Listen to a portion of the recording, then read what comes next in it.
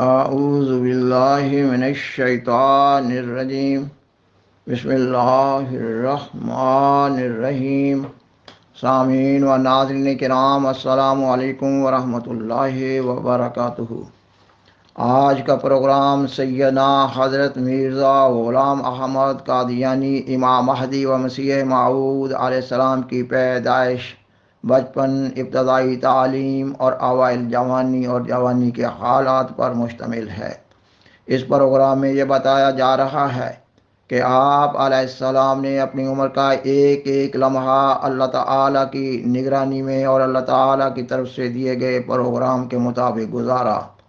آپ علیہ السلام کی زندگی کا مطالعہ کرنے سے معلوم ہوتا ہے کہ آپ علیہ السلام چھوٹی سی عمر سے ہی لمحہ بلمحہ اللہ تعالیٰ کی نگرانی میں روحانی منازل طے کر رہے تھے۔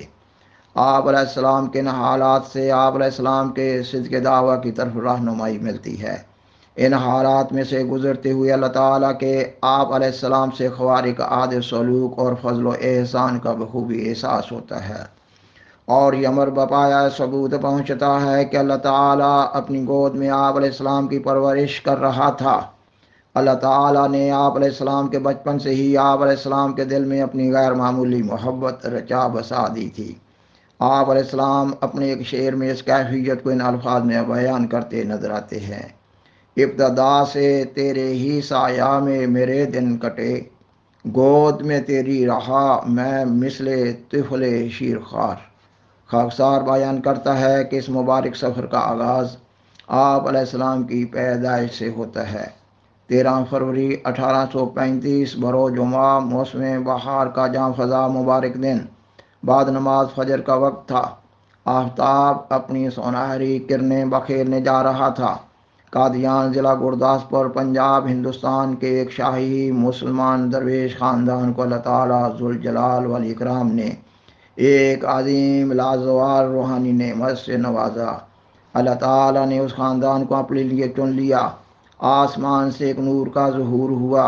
حضرت مرزا غلام مرتضیٰ صاحب رئیس قادیان کے گھر ان کی اہلیہ محترمہ حضرت چراغ بی بی صاحبہ سے ایک بیٹا پیدا ہوا جس کا نام غلام احمد رکھا گیا، جو بعد میں آسمانی نام احمد سے موسوم ہوا۔ آپ علیہ السلام کی پیدائش توأم تھی۔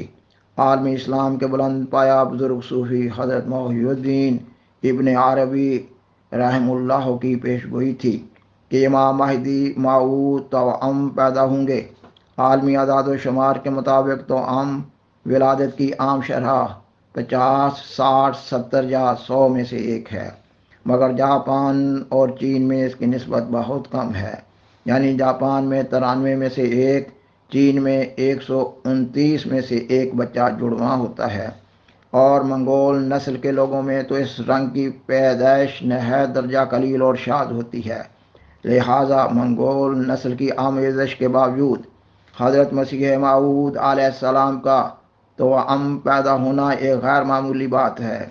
سامعین و ناظرین کرام، آپ علیہ السلام کی کتب اور تاریخ احمدیت سے معلوم ہوتا ہے کہ آپ علیہ السلام بچپن میں اپنے ماحول کے تمام بچوں سے ممتاز نظر آتے تھے۔ آپ علیہ السلام میں عام بچوں جیسی عام سی عادات نہ تھیں۔ آپ علیہ السلام ایک نرالی دنیا کے فرد معلوم ہوتے تھے۔ آپ علیہ السلام کے والد محترم نے آپ علیہ السلام کی ابتدائی تعلیم کا انتظام ایک وقت میں صرف ایک استاد کو اپنے گھر پر رکھ کر اپنی خاص نگرانی میں کیا۔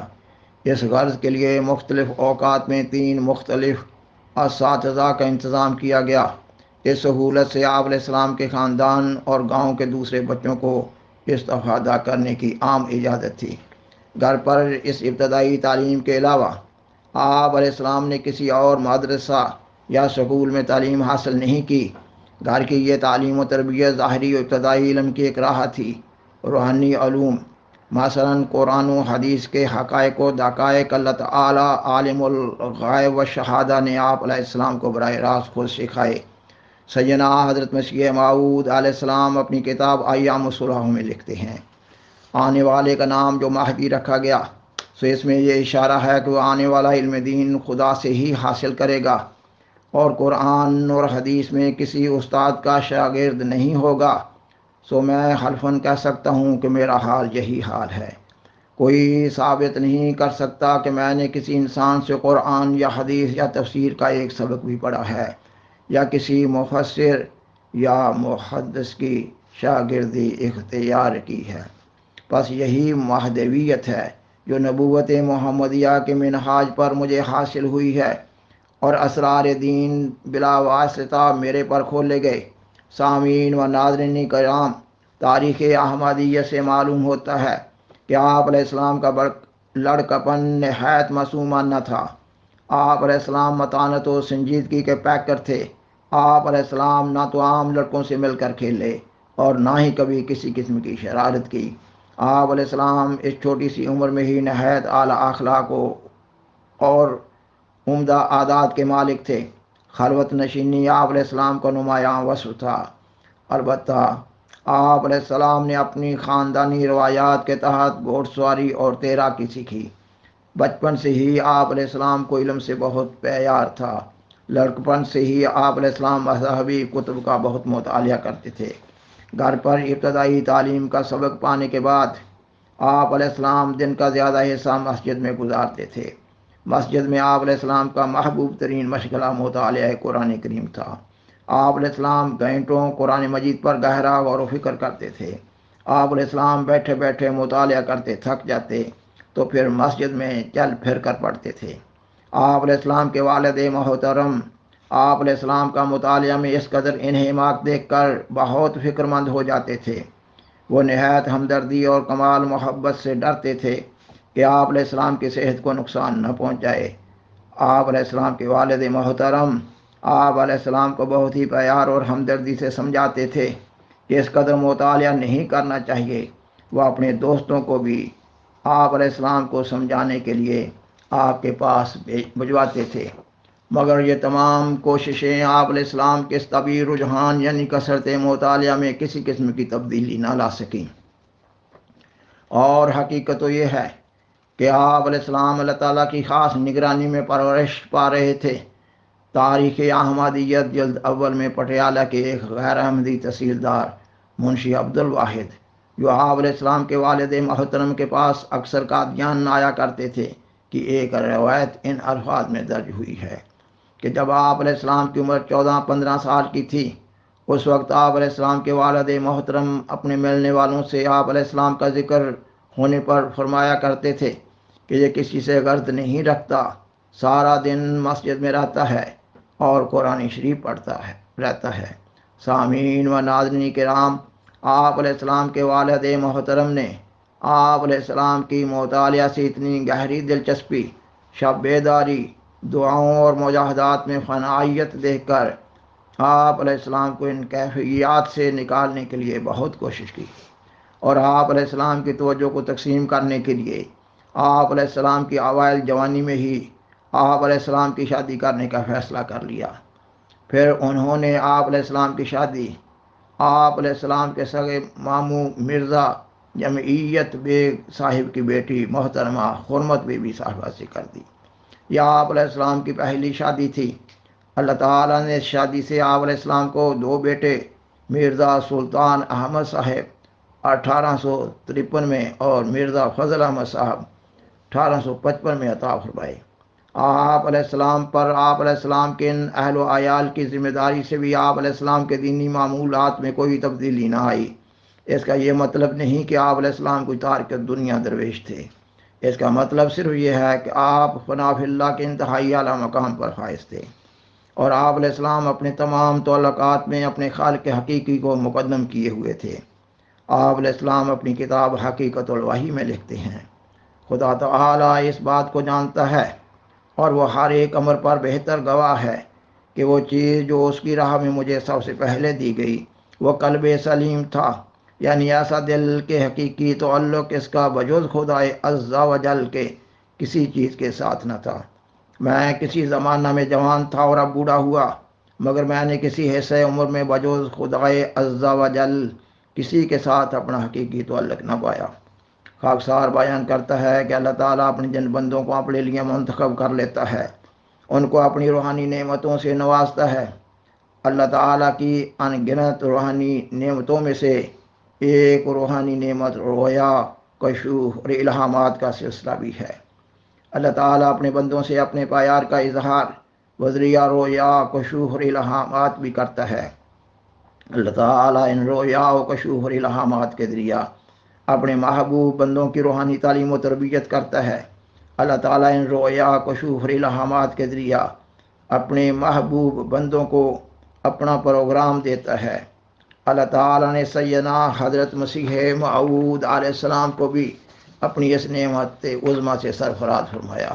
اللہ تعالیٰ نے اوائل جوانی ہی میں آپ علیہ السلام کو سیدنا حضرت محمد صلی اللہ علیہ وآلہ وسلم کی زیارت سے مشرف فرمایا۔ آپ علیہ السلام کے لیے یہ زیارت آپ علیہ السلام کے فنا فی اللہ اور فنا فی الرسول صلی اللہ علیہ وسلم ہونے کے ثبوت کی ایک عظیم اور روحانی جلوہ گری تھی، ایسی حسین و دلکش جلوہ گری جس نے ساری عمر آپ علیہ السلام کو سیدنا حضرت محمد صلی اللہ علیہ وآلہ وسلم کی ذات اقدس میں سرشار رکھا۔ اس رویا میں آپ علیہ السلام کو دکھایا گیا کہ آپ علیہ السلام مستقبل میں ایک معجز نما کتاب لکھیں گے۔ اس رویا کی تعبیر آپ علیہ السلام کی معرکۃ الآراء کتاب براہین احمدیہ کے ذریعہ ظاہر ہوئی۔ اس رویا کا تفصیلی ذکر احمدیہ ہسٹری یوٹیوب چینل کے پروگرام نمبر 3 میں کیا گیا ہے۔ اس رویا میں کئی ایک عظیم پیشگوئیاں مضمر ہیں جو آپ علیہ السلام کے دعویٰ کے عدم بناوٹ اور آپ علیہ السلام کی صداقت پر ناقابل تردید شہادت ہے۔ اوائل جوانی میں آپ علیہ السلام نے یہ رویا دیکھا اور چھوٹی سی عمر میں انسانی غور و فکر اور بناوٹ سے ایسی عظیم پیشگوئیوں کے لیے منصوبہ بندی نہیں کی جا سکتی تھی، اور پھر آپ علیہ السلام نے یہ رویا دیکھنے کے بعد سے ہی مختلف اوقات میں مختلف لوگوں کے پاس بیان کرنا شروع کر دیا۔ آپ علیہ السلام نے اس رویا کی تعبیر ظاہر ہونے تک اس رویا کو قریباً 200 لوگوں کے پاس اپنی عمر کے مختلف حصوں میں بیان کیا۔ آپ علیہ السلام نے یہ رویا دیکھنے کے کم از کم 25 سال بعد اس رویا کو براہین احمدیہ میں درج کر دیا، جبکہ ابھی ان لوگوں میں سے کئی ایک لوگ زندہ تھے جن لوگوں کے پاس آپ علیہ السلام نے شروع ایام میں یہ رویا بیان کیا تھا۔ سامعین و ناظرین کرام، ان مذکورہ حقائق سے معلوم ہو رہا ہے کہ اللہ تعالیٰ نے آپ علیہ السلام کو ایک عظیم مقصد کے لیے پیدا کیا تھا، اور اللہ تعالیٰ آپ علیہ السلام کو اس عظیم مقصد کے لیے آپ علیہ السلام کے بچپن سے اپنی نگرانی میں تیاری کروا رہا تھا۔ اللہ تعالیٰ نے آپ علیہ السلام کے دل میں دفاع اسلام اور اشاعت اسلام کا جنون کی حد تک جذبہ ودیت کر رکھا تھا، اور اس مقصد عظیم کی تیاری کے لیے اللہ تعالیٰ نے آپ علیہ السلام کو مطالعہ کتب کی چاٹ لگا دی تھی۔ آپ علیہ السلام مذاہب عالم بالخصوص قرآن مجید اور حدیث کا بہت مطالعہ کرتے تھے، اور اسلام پر پڑنے والے اعتراضات کا جواب قرآن مجید اور حدیث سے معلوم کرنے کے لیے قرآن مجید اور حدیث پر گہرا غور و فکر کیا کرتے تھے۔ اس مطالعہ کے بارے میں تاریخ احمدیت جلد اول میں آپ علیہ السلام کا ایک قول اس طرح درج کیا گیا ہے کہ میں 16-17 برس کی عمر سے عیسائیوں کی کتابیں پڑھتا ہوں اور ان کے اعتراضوں پر غور کرتا رہا ہوں۔ میں نے اپنی جگہ ان اعتراضوں کو جمع کیا ہے جو عیسائی حضرت صلی اللہ علیہ وآلہ وسلم پر کرتے ہیں۔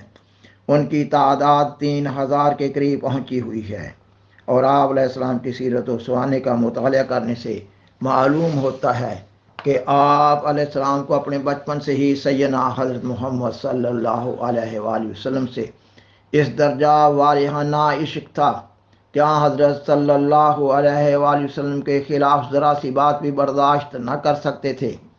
اگر کوئی شخص سیدنا حضرت محمد صلی اللہ علیہ وآلہ وسلم کی شان مبارک کے خلاف ذرا سی بات بھی کہتا تو آپ علیہ السلام کا چہرہ فوراً سرخ ہو جاتا اور آنکھیں متغیر ہو جاتی، اور آپ علیہ السلام کے مطالعہ کتب کے بارے میں تاریخ احمدیت جلد اول میں ایک مشہور و معروف پنڈت دیوی رام کی شہادت بھی اس طرح درج کی گئی ہے کہ آپ علیہ السلام ہندو مذہب اور عیسائی مذہب کی کتب اور اخبارات کا مطالعہ فرماتے رہتے تھے، اور آپ علیہ السلام کے ارد گرد کتابوں کا ڈھیر لگا رہتا تھا۔